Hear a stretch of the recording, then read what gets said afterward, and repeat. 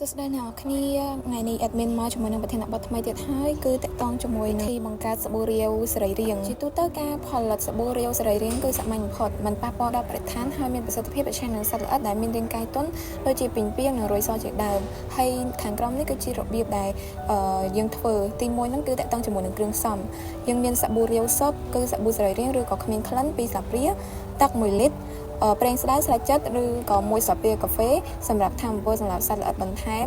ហើយមួយទៀតហ្នឹងក៏យើងអាចដាក់ក្បានអត់ដាក់ក្បានដែរគឺខ្ទឹមសឬក៏ម្ទេស1ស្លាបព្រាកាហ្វេដើម្បីបណ្ដេញសត្វល្អិតហើយតកតងជាមួយនឹងការលាយគ្រឿងផ្សំហ្នឹងគឺនៅក្នុងដបបាញ់មួយហ្នឹងត្រូវលាយសាប៊ូរាវ2ស្លាបព្រាបាយជាមួយនឹងទឹក1លីត្របើប្រើប្រេងស្តៅខ្ទឹមឬម្ទេសបន្ថែមវាចូលហើយច្របល់ចូលគ្នាហើយយើងត្រូវសាកល្បងមុនពេលប្រើទី1ហ្នឹងគឺបាញ់ថ្នាំបន្តិចបន្តួចទៅលើស្លឹក2 3ហើយរងចាំ24ម៉ោងដើម្បីពិនិត្យមើលការខូចខាតប្រសិនបើរុក្ខជាតិមានប្រតិកម្មអវិជ្ជមានស្រពោនឬឡើងពណ៌ត្នោតពន្ធលាយលបាយជាមួយនឹងទឹកបន្ថែមរបៀបប្រើប្រាស់វាហ្នឹងគឺបាញ់ដោយផ្ទាល់ទៅលើសត្វល្អិតជាពិសេសនៅក្រោមស្លឹកដែលវាលាក់ខ្លួនលាបនៅពេលព្រឹកព្រលឹមឬក៏ពេលល្ងាចដើម្បីជៀសវាងការរលាកនៅលើស្លឹកហើយធ្វើវាម្ដងទៀតរៀងរាល់4ទៅ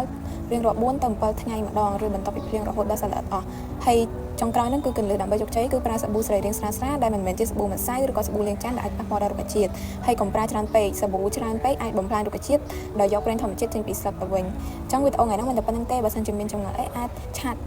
ឬក៏ comment នៅខាងក្រោមបានអរគុណជម្រាបលាជួបគ្នានៅវីដេអូក្រោយ